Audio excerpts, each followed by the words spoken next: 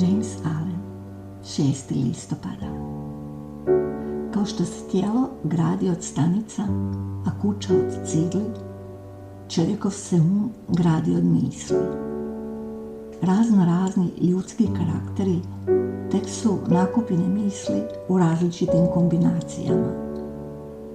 Ovdje vidimo duboku istinitost izreke. Kako čovjek misli u svom srcu, takav je. Individualne osobine predstavljaju utvrđene procese misli.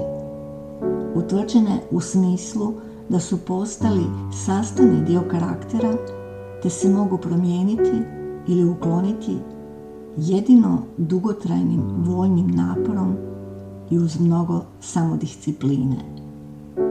Karakter se gradi jednako kao i stabla ili kuća, neprestanim dodavanjem novog materijala, a taj je materijal misao. S pomoću 1.000.000 cigli gradimo grad, s pomoću 1.000.000 misli gradimo karakter i Svaki je čovjek graditelj uma.